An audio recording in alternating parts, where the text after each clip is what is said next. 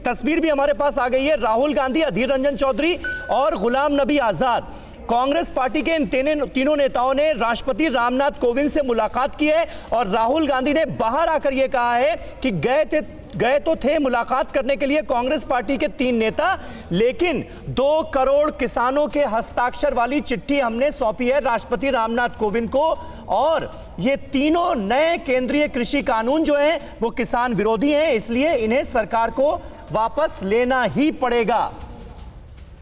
ये तस्वीर भी आपको दिखा रहे हैं, ये अंदर की तस्वीर है। राष्ट्रपति रामनाथ कोविंद को राहुल गांधी के नेतृत्व में आज जो डेलीगेशन गया है राष्ट्रपति भवन, उसने ये ज्ञापन सौंपा है और ये डिमांड की है कि केंद्रीय कृषि कानून वापस लिए जाएं।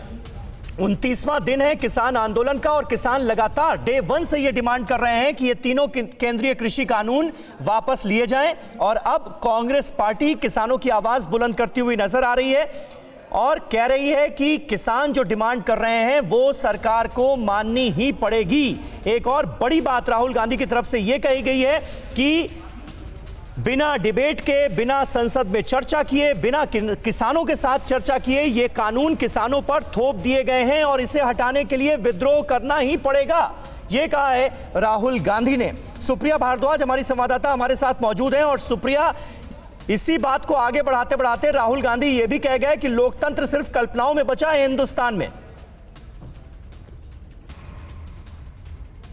जी बिल्कुल, राहुल गांधी जो बात कर रहे थे वो इस कॉन्टेक्स्ट में कर रहे थे कि जैसे आप देखें कि उन्होंने शुरुआत करी संसद से कि कैसे इन बिलों को पास किया गया। उन्होंने कहा इन बिलों को जो है जिस तरीके से पास किया गया उसके खिलाफ विरोध करना बहुत जरूरी है।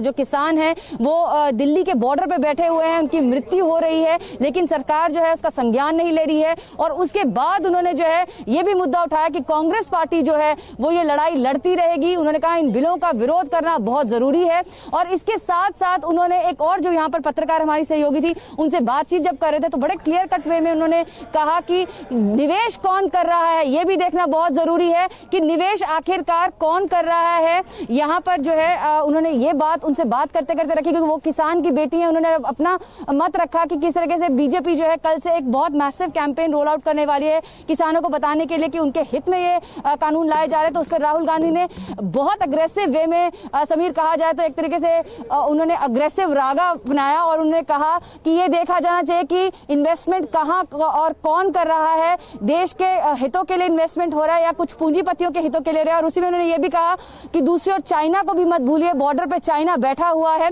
और फाइनली उन्होंने बोला, जब मुझे पूछा गया कि हिंदुस्तान में जिस तरीके से आपके एमपीज को रोका गया, आपके जो आपको यहाँ तक मार्च नहीं करके आने दिया गया, उसके साथ साथ आपके एमपीज एमएलएस को डिटेन किया गया है, जिस तरीके से बिल पास किए गए उस पर आपको क्या कहना है, क्या डेमोक्रेसी बची है? तो राहुल गांधी ने कहा कि देश में डेमोक्रेसी अब नहीं बची है। कहीं ना कहीं ठीक है सुप्रिया, बिल्कुल आप हमारे साथ बने रहे। फिक्र आपकी, सोमवार से शुक्रवार रात 9 बजे सिर्फ TV9 भारतवर्ष पर।